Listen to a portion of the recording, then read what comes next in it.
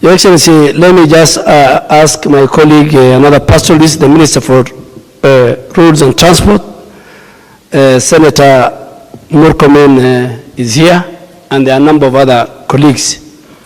Your Excellency, help me. I was supposed to give my exit speech, and I love giving exit speech, me and Murkomen, but today is not the day I give my exit speech as a former, as I leave the patron of the PPG, which I was the last 5 years. Let me recognize our former speaker, Speaker Ekwe Thuro Emeritus. He's here. We have our former Minister, Mohammed Elmi. We have one of the big founders of this organization, Dr. Wako, former Isiolo North Member of Parliament. We have great other leaders from the pastoralists as outside our members of Parliament. We have senior members, Your Excellency. This 13th Parliament, we have some senior pastoral leaders who have come back. The Honorable former Minister for Interior, the Honorable Julius Nkuli is in the House. Our former Deputy Speaker in the 90s, who are the founders of this organization. And of course, the development partners who have stood and supported the PPG. You're all welcome. Your Excellency, we are because I'm still the patron until they elect somebody tomorrow. So Kamket, I'm sure he's positioning himself. I don't know whether he has lobbied.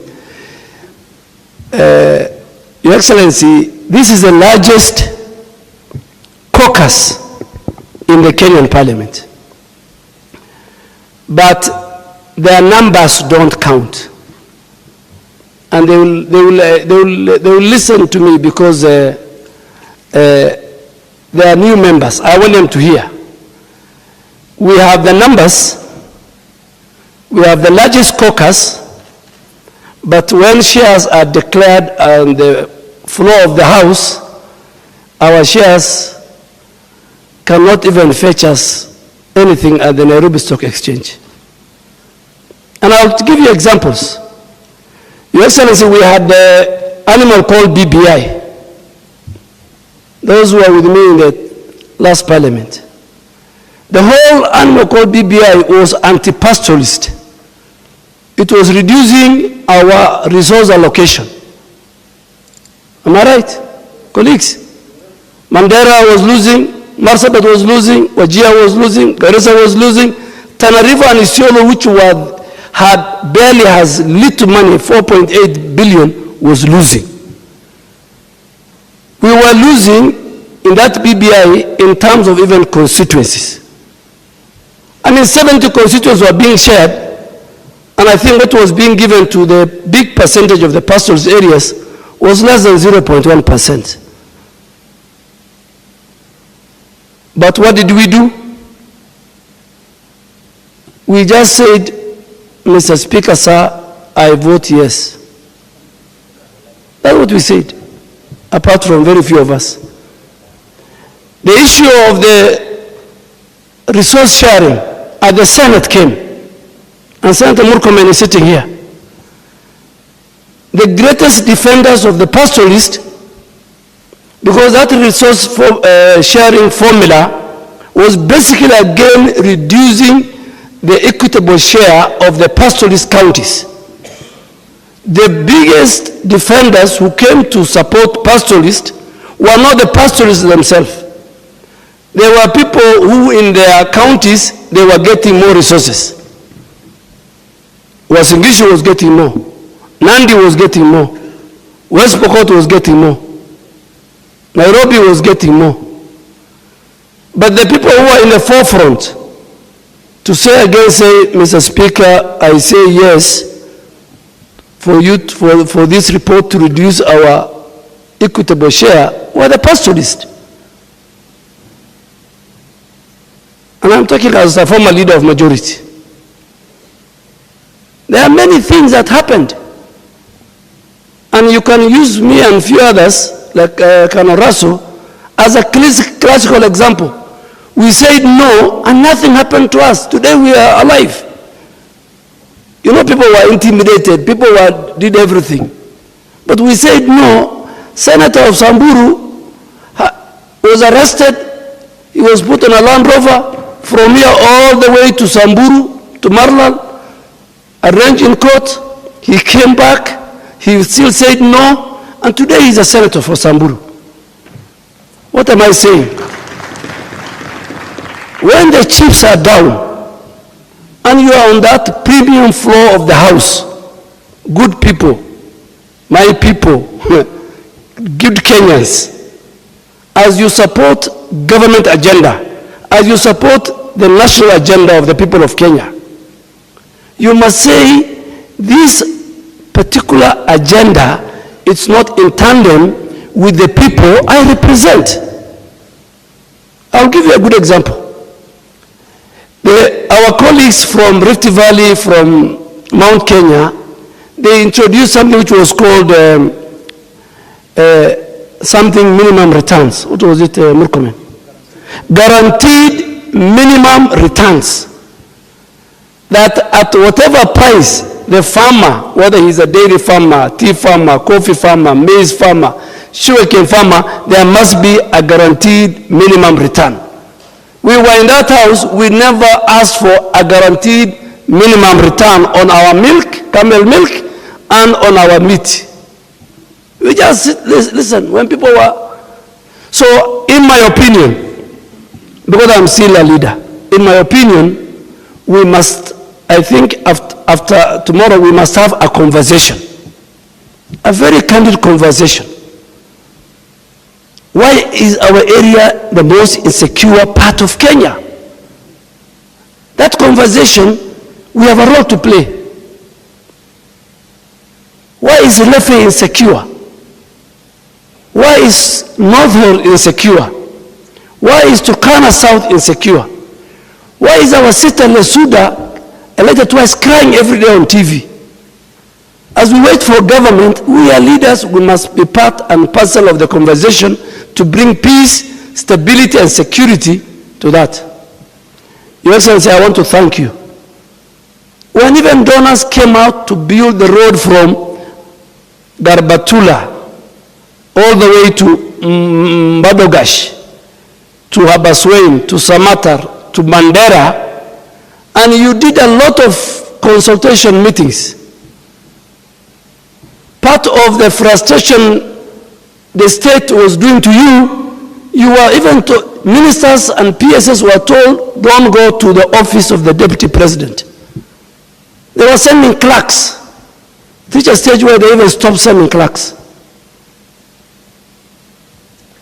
We are very mature under your leadership, Your Excellency, and with Murkomen as the minister for roads. At least the road from Garbatula all the way to Mandera will be complete. Your Excellency, as these leaders sit here, 3/4 of, in fact 70% of the schools in these areas are closed. They have no teachers.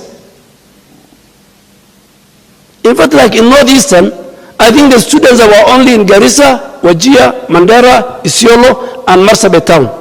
You go to the rural constituencies, schools have been closed 5 years ago. That conversation, we must decide. We must sit down. And I really want, after the end of this two-day session, you bring a blueprint document, you know, of the 3-5 key issues that you want the president to address. Your Excellency, because this is your third meeting this morning, I don't want to take a lot of time. Just finally to say, you know, we are pastoralists. And when we are not static, so we don't stay in a place. Our homesteads are, they are not permanent because of our nature of movement. So before you move, you always send somebody to go and find a good place for the animals and for the community. A place free of insecurity, a place with water, a place with no diseases. So some of my colleagues, they went one direction with the intention to make sure the community gets water, pasture, secure place. Some of us, we also went with you to make sure the community gets the necessary facilities like water, pasture. So our colleagues went to a place which was very inhabitable, a place where there was, place where there was insecurity, a place where there was no grass, a place where there was no water. But those of us who went with you, and you as a pastoralist number one, Your Excellency, we found a very good place. And these leaders are here because as now election is over, we want development. And please, IEBC is very critical. IEBC is very critical in these 5 years because the delimitation of the boundaries will be done. And you cannot have those Cherera 4, if you ask me. You need to remove Cherera 4 and have a very clean commission. You have the votes to do that on Thursday. And if you want me to come, I will come to Parliament because I'm a former leader of emeritus to give you direction. We must have one of our own in that commission that will help the president and all of us make sure that that commission does. We can't have a section of a commission that works at the whims of individual. We want a commission that will work as per the Constitution. So this 5 years is very important. It's going to be delimitation of boundaries, wards, constituencies. We must preserve. You people, you know how even our census was suppressed. You know that. Your Excellency, we have a constituency where we are told it is 30,000. If you add all the children who go to school in that constituency, there are 45,000. And we are told that constituency has a population of 30,000. But I think we have become victims because sisi wenyewe hatujipangi. So these 5 years, the good people, and I think this time we have got good leaders who will stand with the people. Your Excellency, finally, I want you to forgive us on behalf of the leadership. You know, your signature and your footprint is found in the pastoralist. And I'll tell you, the first people pastoralists to be nominated, talk about Sophia Abdi, talk about Sahara Korere, talk about Abdinuru, talk about, even today, talk about Fatuma Dulo. All the pastoralists who have been nominated, the numbers are high. It's because of the leadership. He has never nominated anybody from Wasingishu or his relative. And the people were saying they're going to start a demonstration. They brought you the names of their sons and daughters to Parliament. You voted for the son of Kalonzo Musyoka. We voted for the son of the daughter of Raila Odinga. And now he has the guts to tell us that he will ask the children of the pastoralist to demonstrate in Abaswein, Mheshimiwa Ado. He was not consulted when he was bringing his daughter. So I think it's about interest. So Your Excellency, I want you to forgive us. Unajua, you are a pastoralist. Kidogo hatukupatia kura mingi. Lakini wanasema ati hata kama hatukumpatia kura mingi, huyu ni wetu. So we are entitled to the benefits. So Your Excellency, I want to stand here today. Forgive us. Hatukuwa na ubaya. So wacha nimuite chairman. Tukubali tumwambie kiongozi wetu. Next time I think tutabadilisha mwendo. Mheshimiwa Bashir, tafadhali.